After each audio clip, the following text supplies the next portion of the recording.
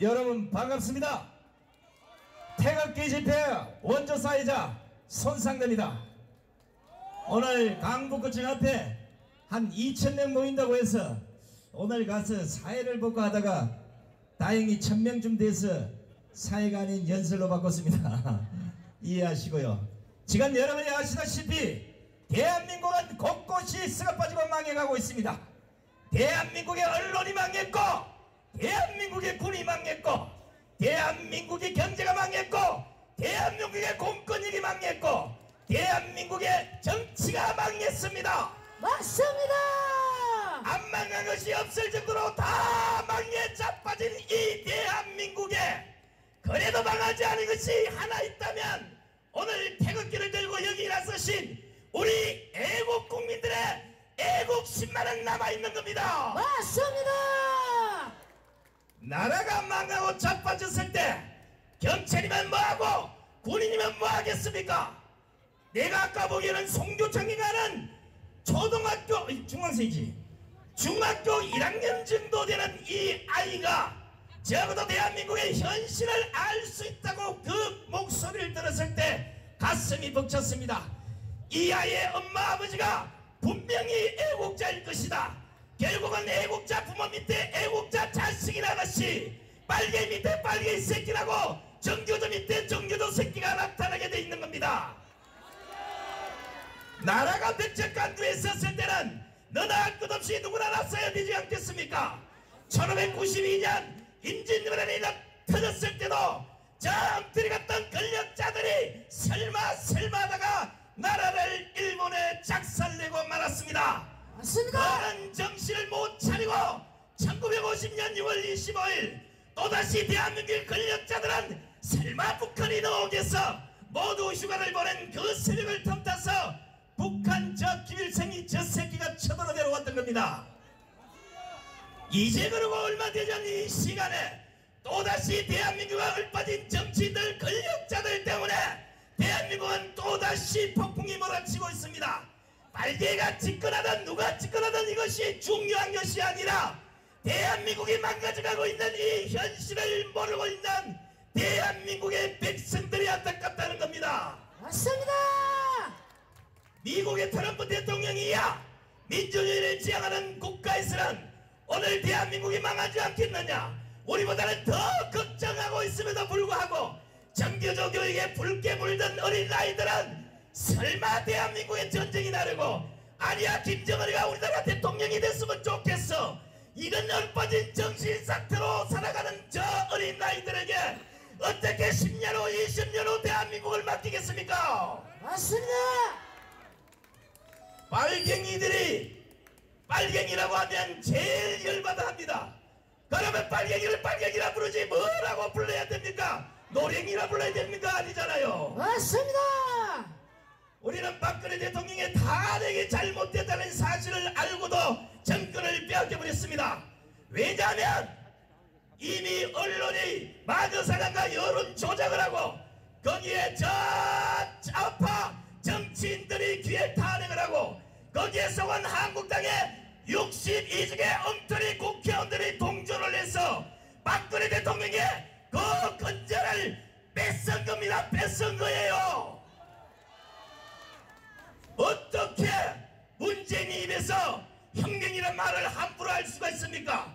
혁명은 남의 권력을 찬탈하는 겁니다. 선거를 통해서 자기가 당선됐다고 한다는 그 시간이 오더란 혁명이라는 표현을 사용해서는 안 되는 겁니다. 나라의 권력을 뺏어서 그래도 혹시나 정신 빠진 인간들 모여서 나라 정도는 제대로 지켜가지 않겠나 그렇게 생각했던 불과 23개월 만에 대한민국은 경제가 폭망했습니다. 여러분들이 지금 대한민국 경제가 망했다고 하니까 설마 대한민국 경제가 망했겠어? 우리 집 김밥 잘 팔리고 우리 부동산에 손님 많이 오시고 저 쭈꾸미집에도 손님 많이 오는데 무슨 개소리 하나 이런 생각하실지 모르겠지만 지금 미국에서 연준금리가 들썩거리고 대한민국에서 금리가 들썩거리면 1%만 올리면 대한민국 가격이 1700주가 터지면 이 동네 모조리 노숙자가 됩니다. 노숙자. 맞습니다. 아무리 무지한 인간으로 살아가더라도 지금 현재 대한민국 경제가 어느 정도로 망가져 있는지, 대한민국의 안보와 국방은 얼마나 망가졌는지 알고라도 살아야 될 거 아닙니까? 맞습니다. 그냥 넉넉고 모르고 내가 아니라도 누가 대한민국을 지켜주겠지, 내가 안 나가도 태극기는 누가 들겠지, 우리 할아버지 우리 아버지 돈 잘 벌어오는데 내가 무슨, 이게 바로 대한민국을 젖먹는, 대한민국을 공사로 만드는 가장 어리석은 행동임을 여러분들 아셔야 됩니다. 맞습니다. 아까 초기에 박상우 단장께서 박근혜 대통령의 탄핵 무효와 관련해서 설명을 드렸듯이 헌법재판소법 제22조 헌법재판관은 저는 일치로 재판을 해야 됩니다. 9명. 그러나 박근혜 대통령의 탄핵은 8명이었습니다. 8명도 할 수는 있습니다. 심리만 할 수 있지 결정은 할 수 없는 겁니다.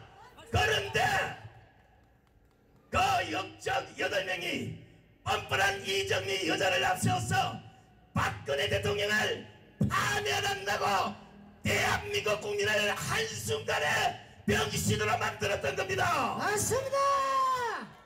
나는 기자생활 30년을 하면서 저런 놈들이는 안다고 거기에 한국에서 탄핵 무효를 외치다가 문재인 정권의 희생양이 돼서 감옥에 잡혀가서 1년 7일간이나 옥고를 치르고 나왔습니다. 세상의 엉터리를 보고도 엉터리라 말하지 못하는 대한민국의 지식인들, 세상에 잘못해가고 있으면 잘못됐다고 누군가는 얘기를 해야 함에도 불구하고 모두가 주둥이를 닫고 있는 이 순간 대한민국은 여러분이 생각하는 것보다 더 망가지고 더 위험한 상황에 처해 있다는 걸 강북구민 여러분들 아셔야 됩니다. 맞습니다. 나라가 위태로울 때 수많은 선조들 중에 수십만에 수백만의 대군은 아닙니다. 18살 19살의 꽃단 나우에 대한독립 만세를 외치다가 옥에서 서가신 유관순 누나, 생각을 해보십시오. 18, 19에 내가 나서지 않아도 대한민국은 누군가는 구할 텐데 내가 왜 나설까? 오늘같이 준비되지 않는 그 시절에는 애국심이 그렇게 높지 않았기 때문에 그런 일이 벌어졌지만 지금은 유관순 누나보다는 더 강한 애국심을 갖고 있는 애국자들이 여기에 엄청나게 많습니다. 우리가 이런 불법 정권을 보고 불법으로 청구한 저 문재인 일당을 그냥 두고 본다는 것은 차라리 대한민국에 살지 않든지 모조리 목숨을 끊고 대한민국을 하직해야 되는 겁니다. 용서할 수 없는 불법 정권을 보고도 그저 거기에서 뭐 한자리 하고 싶어서 온갖 도둑질 부동산 투기에 쓸데없는 짓거리다 하고 TV에 나와서 인사 검증을 받으면서 내가 무슨 잘못을 했는데 하는 이런 범죄 소굴의 인사 기준을 보고도 아무 말도 못하는 저 미친 정치인들을 보시라고요. 이게 아니지 않습니까? 강북구민 여러분, 지금 태극기를 들고 들지 않든지 아무 관계없습니다. 그러나 제발 지금 대한민국의 언론에 속지 마십시오. 저도 기자생활을 해봤지만 지금처럼 이렇게 엉터리 뉴스를 쏟아내는 이런 쓰레기 같은 언론 시대는 없었습니다. 국민의 눈을 가리고 귀를 가리고 오로지 거짓말로 국민을 세뇌시켜서 이제는 쓰레기를 보고 쓰레기라도 믿지 않는 시대가 됐습니다. 저그들 스스로가 쓰레기 된 오늘날 대한민국의 언론은 이제는 쓰레기가 아니라 썩어 빠져서 거기에서 냄새가 진동하는 겁니다. 맞습니다.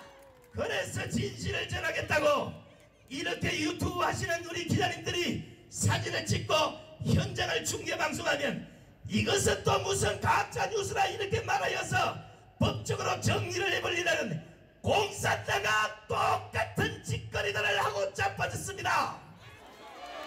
맞아. 이게 이제 여러분들이 아시다시피 바로 저런 인간들이 이제 문제예요.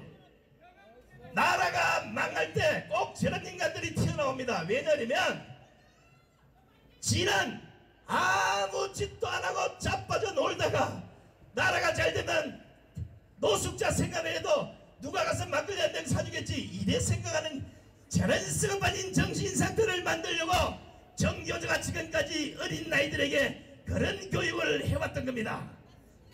여러분 알다시피 자유민주주의는 상권 분립이 정확한 나라입니다. 그러나 지금의 대한민국은 5권 분립이 됐습니다. 입법, 사법, 행정위에 언론이 그 위에서 분립을 하고 있고 그 언론 위에 강성노조가 올라앉아서 대한민국을 자주지 지멋대로 흔듭니다.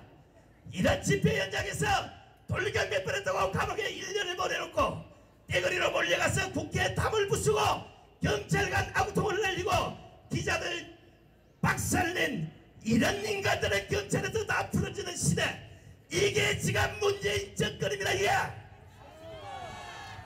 그래서 오늘 강북구에서도 문재인을 끌어내려서 집으로 보내보겠습니다. 제가 문재인을 외치면 내려와를 좀 해주시기 바랍니다. 문재인 내려와! 문재인 내려와! 자 이제 내려왔으니 집으로 보내야 되겠죠. 집에 갑니다. 문재인 집에 가! 문재인 집에 가! 멀쩡히 잘 사는 주인을 내쫓고 그 방 안에 불법 정거한 사람을 뭐라고 합니까? 도둑놈이라잖아요. 이 도둑놈에게 전세금은 못 받아도 방값을 다 한 달치는 받아야 될 텐데 그 돈 전부 해외여행 다니면서 다 쓰고 없어요. 그러니까 우리가 방을 빼라고 해야 되지 않겠습니까? 갑니다.